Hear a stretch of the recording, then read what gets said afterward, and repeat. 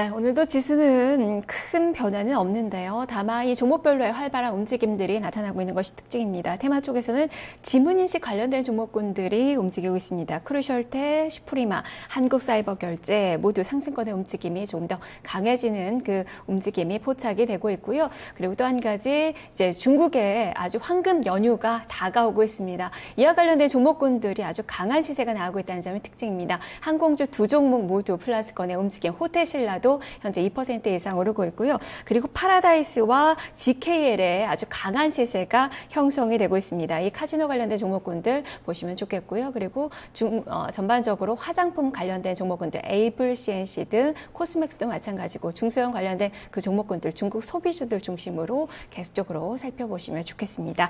자, 그리고 안내 말씀을 드리겠습니다. 오늘 시장보다는 종목에 대한 관심이 상당히 높으실 텐데요. 오늘 궁금하신 그 이슈들 2시 파워타임에서 풀어드리는 시간이 마련이 되어 있습니다. 허연의 이슈통 주제를 지금 올려주시면 되는데요. 아자아자 게시판에 이슈통이라고 말머리를 붙이시고요. 여러분이 궁금하신 그 이슈들, 주제를 올려주시면 오늘 또 선물을 또 드린다는 거 많이들 알고 계시죠? 선물이 또 책 선물이네요. 슈퍼 트레이더라는 그 책 선물을 드리니까요. 많은 참여 부탁드리겠습니다. 지금 아자아자 게시판으로 오셔서 많이 좀 참여해 주시길 바랍니다. 자, 시장은 1994선 7포인트 정도의 마이너스권의 움직임이 나오고 있습니다. 여기서의 전략, 한 줄 전략으로 살펴보겠습니다. 한양증권 임동락 연구원입니다. 경계와 기대 요인이 공존함에 따라서 단기 혼조세가 예상이 된다라는 의견을 주고 있습니다. 실적과 수급을 고려한 트레이딩 관점으로 대응을 해보자라는 의견을 제시했습니다.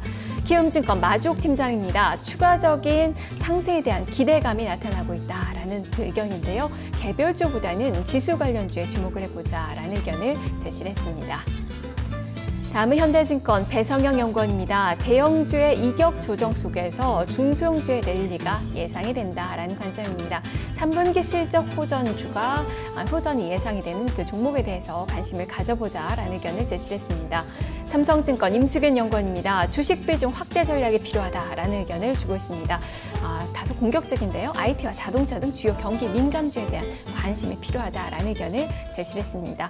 자, 시장은 오늘 소폭의 조정권의 움직임 보여주고 있지만 그래도 위쪽으로의 기대 심리가 전문가들 사이에서 많이 나타나고 있네요. 자, 이 중에서 한양증권 임동락 연구원 만나보겠습니다. 연구원이 안녕하세요. 네, 안녕하세요. 네, 한 줄 시작했습니다. 이번 주에도 여러 가지 이슈들이 많아요. 특히나 뭐 중국의 국경절이나 우리의 또 추석 연휴를 앞두고 있다는 점에서 한 주간의 전략이 좀 상당히 중요한 시기가 될 텐데요. 이번 주 어떻게 전망하십니까?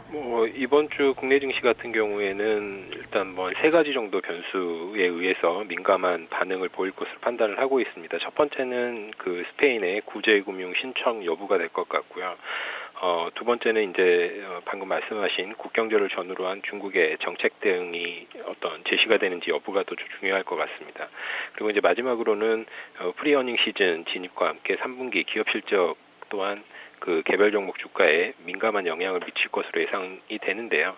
이런 세 가지 변수들을 종합을 해볼 때 일부 그 불확실성과 함께 경계 요인이 있기는 하지만 또 반면에 이제 추가 상승을 이끌 그런 기대 요인도 함께 내포가 되어 있기 때문에 상승 흐름 자체는 유지가 될 것으로 이렇게 전망을 하고 있습니다. 네, 기대 요인과 경계 요인이 공존하고 있지만 그래도 이쪽 방향으로 볼 수 있다라는 관점인데 그래도 종목에 대한 그 관심이 상당히 높아지는 그 시기예요. 지수보다는 종목을 봐야 될 것 같은데요. 주간 전략으로는 어떻게 좀 살펴봐야 될까요?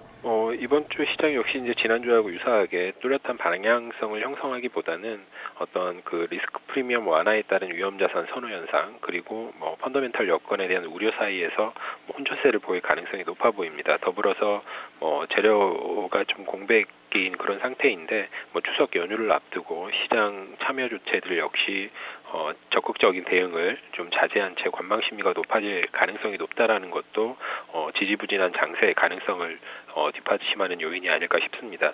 이런 방향성 부재의 시장 흐름을 감안을 한다면 실적이나 수급 여건이 양호한 그런 종목들을 선별을 하셔가지고 트레이딩 대응을 하시는 것이 효과적인 주간 전략이 되지 않을까 이렇게 판단을 하고 있습니다. 네, 그만큼 또 10월 달에는 이 프리 어닝 시즌에 이제 진입을 하면서 실적 관련된 종목군들 잘 살펴봐야 될 것 같은데 좀 구체적으로 좀 들어볼까요? 오늘 시장은 전반적으로 약박권 정도에서 등락을 좀 오가고 있습니다. 오늘 장에서는 어떤 종목 종목군들 좀 봐야 될지 전략을 제시를 해주시죠.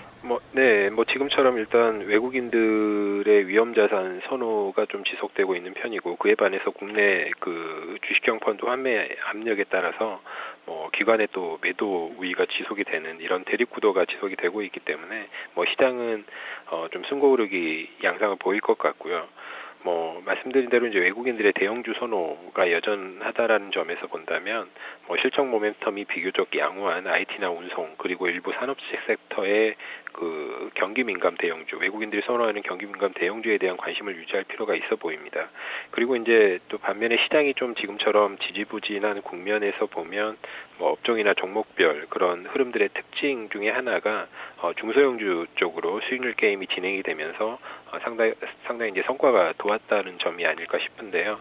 중소형주 내지는 코스닥 시장 같은 경우는 코스피 시장에 비해서 상대적으로 이제 국내 유동성의 그 수급 영향력이 상대적으로 큰 편이기 때문에 외국인들보다는 아무래도 이제 개인이나 기관의 선호 종목들 위주로 접근하시는 것이 효과적일 것으로 이렇게 판단을 하고 있습니다. 예, 알겠습니다. 말씀 잘 들었습니다. 네, 감사합니다. 네, 그만큼 대형주다, 중소형주다 이야기가 참 많습니다. 대형주들은 외국인 투자가 될 수급이 계속 되는 한은 또 보셔야 될 것 같고요. 중소형주 중에서는 기관의 수급이 살아있는 그 종목군들 전반적으로 2,000선 넘어서면서 펀드 환매가 계속 이어지고 있는 그 상황이지만 그래도 종목들에 대해서는 지금 사고 있는 그 종목군들 챙겨보신 전략이 좋을 것 같습니다. 한양증권 임동락 연구원이었습니다.